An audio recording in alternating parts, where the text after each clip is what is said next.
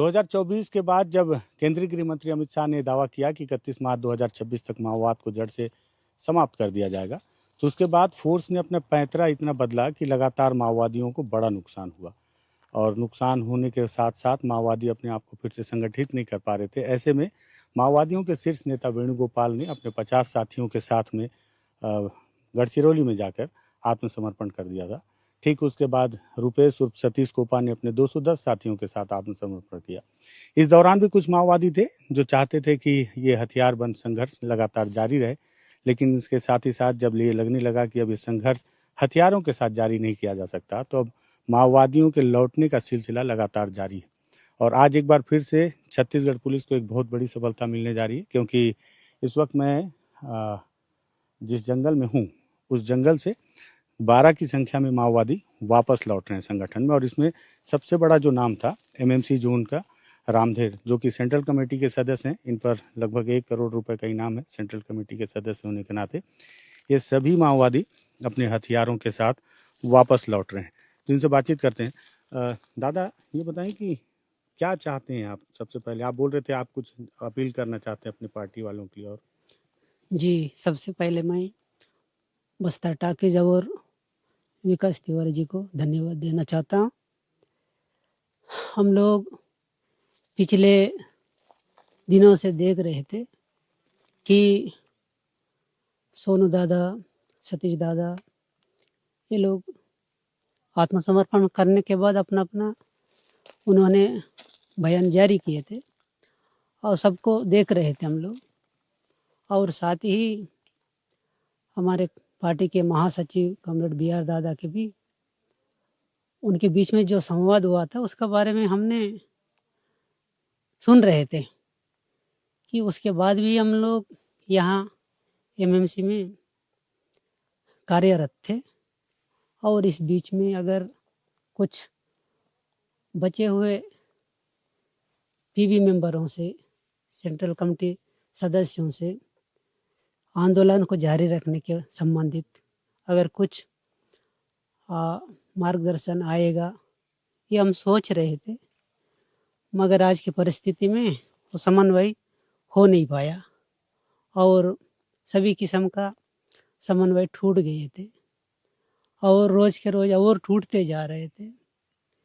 इसके चलते हम लोग यानी कि मैं अपने आप सोच रहा था और MMC जोन में भी HZC भी अगस्त के बाद से हम मिले नहीं थे, अलग थलग पड़े हुए थे। तो हमारा अगले कुछ दिनों के बाद मुलाकात होने का था, मगर इस बीच में विकल्प अनंत ने अपना बयान जारी करके उन्होंने सरेंडर करके निकल गए। और जो बचे हुए साथियों से फिर से और जोड़ने के लिए हमने कोशिश कर रहे थे। इस बीच में और वो उन साथियों ने भी यहाँ से निकल के सरेंडर कर गए।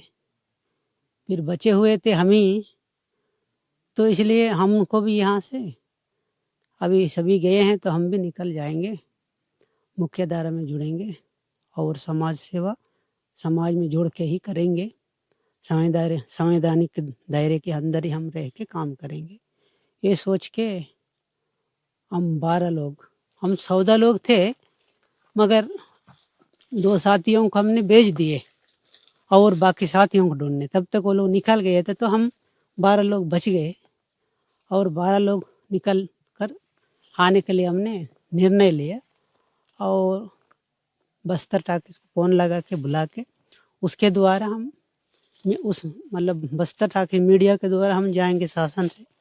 शासन ने जो पुनर्वास नीति घोषित की है उस नीति के तहत हम जीवन यापन करेंगे, लेकिन लोगों के बीच में, जनता के बीच में संवैधानिक हमारे चुनाव प्रक्रिया होगी, संवैधानिक दायरे में जो भी होगा, संवैधानिक रूप से हम लोगों के बीच में हम काम करेंगे। ये सोच के हमने आज हथियार डाल के काम करेंगे। ये सोच के हमने सभी मिल के बात करके हमने आ गए।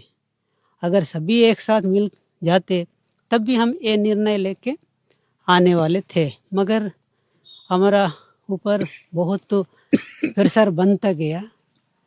अब तीनों राज्यों के सरकारों ने हमारे ऊपर यानी कि आंदोलन के ऊपर दबाव बनाते रहे, तो ठीक है, इससे अच्छा फिर कहीं और बड़ा नुकसान ना हो, इसको देखते हुए हमने वहाँ से फिर आके इधर मीडिया को खबर दे के हमने आज सरेंडर करने के लिए हम बाहर आ रहे हैं। अच्छा, ये बताएंगे दादा कि जो आपके और साथी हैं जो भी वापस नहीं आए, उनके लिए भी कोई मैसेज है, उनके लिए कोई अपील करना चाहेंगे आप? हाँ, यहाँ तो हम हमारे यहाँ या दक्षिण हाँ बस्तर में? हाँ ठीक है, यहाँ तो हमें अभी केवल 2 साथी हमारा टीम से बचे हैं। वो भी आने वाले थे मगर समन्वय में खट गया है। शायद वो साथी भी जल्दी ही आना चाहिए। आने के लिए मैं अपील करता हूँ। और वो दोनों भी चर्चा करने के बाद सहमत भी हुए थे। सहमत होकर काम के हिसाब से निकल गए थे, वो टूट गए।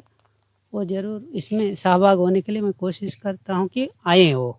नहीं, इंद्रावती टाइगर रिजर्व में भी आप बहुत सारा भर्ती किए थे ना, उनके लिए कोई हाँ, अपील?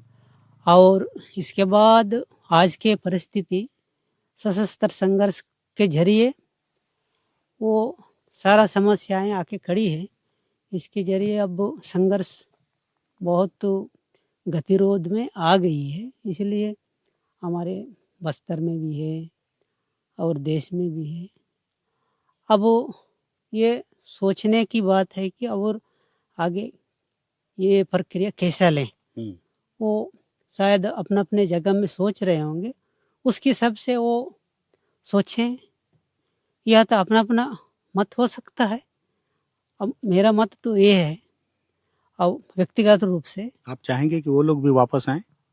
आए तो अच्छा, आप कोई लेकिन अपील नहीं करेंगे कि आ जाओ ऐसे करके? क्योंकि पहले ही कामरेडों ने अपील कर चुके हैं। नहीं, आप भी बड़े अब हैं, सेंट्रल उसमें कमेटी के हैं आप। हाँ, सबसे पहले पीबी ने ही अपील कर चुके हैं। पीबी मेंबर सोनू दादा नहीं कर चुके हैं। ठीक है, उसमें मेरा भी जुड़ता है, उसमें आए वो भी जुड़ के मतलब आए। मतलब मेरा मकसद ये नहीं है कि आगे जो जिस समस्या को लेके, जिस न्याय को लेके हम लड़ रहे हैं, वो न्याय पाने के लिए आगे भी हमारा दूसरा तरीका से हम लड़ सकते हैं। उस तरीके से आगे आ सकते हैं, आने के लिए कोशिश करने सच्चा है, ये मैं सोच रहा हूँ। अच्छा, और बाकी कामरेडों का राय भी वही है, सभी का राय है हाँ, कि वो लोग भी वापस आ जाएं। आ जाए। अच्छा अच्छा, दादा ऐसा नहीं लग रहा है कि बहुत लेट हो गया, बहुत नुकसान होने के बाद आप लोग ये फैसला लिए? हाँ, तो ये लेट तो हुआ है, अब छिपी हुई बात नहीं है, लेट हुआ है। अब परिस्थिति बदलती गई है। अब लेट हुए तो उसके जगह में क्या लेना चाहिए था, वो पार्टी सर्वोच्च कमेटी के रूप में पीबी से लेकर सीसी मेंबर्स जो भी है मिल के बात करने के लिए वो कोशिश करना था, लेकिन मगर वो कोशिश करने के लिए भी मौका मिला नहीं है। अपील भी जारी किया गया था कि इतने इतने हमको समय चाहिए, फिर भी वो समय नहीं मिल पाया, इसलिए वो टूटता गया। तो अब सही तरीका, सही वक्त पर निर्णय लेने का भी वो समय रहा नहीं गया। ठीक है, तो ठीक है। ये सेंट्रल कमेटी के सदस्य हैं रामधेर, जिनकी तलाश बहुत लंबे समय से थी। 3 राज्यों की पुलिस, महाराष्ट्र, मध्य प्रदेश और छत्तीसगढ़, जिसे माओवादी अपना एमएमसी जोन के तौर पर तैयार कर रहे थे। किसी समय में दीपक तेलतुंबड़े थे ना यहाँ पे, उनकी मौत के बाद फिर आपको जिम्मेदारी दी गई कि इस इलाके को विस्तार करने जी, प्रभारी के रूप में, प्रभारी के तौर पर। तो यहाँ के आपने और भर्तियाँ की? नहीं, मेरा आया कार्यकाल बहुत कम है। जनवरी 2025 को आया और जनवरी 2025 दिसंबर 2025 को वापस कर रहे हैं। हाँ, अच्छा, समय काल बहुत कम था। इसमें कोई प्रबंध हो नहीं पाया। अब क्या लग रहा है कि अच्छा, महासचिव के तौर पे देवजी को चुना गया है, ऐसा बोलते हैं कि? ये तो मैं मीडिया में सुन रहा हूँ। अच्छा, प्रत्यक्ष हमें लेटर समन्वय कुछ हुआ नहीं है, इसलिए अब मैं ये नहीं कहूँगा कि चुना गया या नहीं। अब क्या है कि महासचिव रहते समय ये सारी बातें तो नहीं हुई थी, लेकिन उसके बाद जो मीडिया में जो खबरें चल कर आ रहे हैं, तो चुना गया है। पहले सोनू दादा को बोल रहे थे, उसके बाद फिर देव जी को बता रहे हैं। अब किसी ने फिर देव जी का खंडन भी कर दिया, वो नहीं है ऐसा करके। अब ये है के नाम इसका से चिट्ठी आई थी। हाँ आई थी, तो इसको मैं हाँ या ना कहा नहीं सकता। नहीं सकते। ठीक है। तो ये सेंट्रल कमेटी के सदस्य हैं रामधेर, जो कि अपने 11 साथियों के साथ अब वापस पुनर्वास करने को ये इसे आत्मसमर्पण नहीं। बीते दिनों छत्तीसगढ़ के गृह मंत्री विजय शर्मा ने कहा कि अब ये आत्मसमर्पण नहीं, पुनर्वास है, उस भटकी हुई धारा से मुख्य धारा में लौटने का पुनर्वास। इसमें 6 महिलाएं हैं और 6 पुरुष हैं और सभी अपने ऑटोमेटिक वेपन के साथ हैं, कारतूस और अपने सारे साजो सामान के साथ ये लोग वापस आ रहे हैं।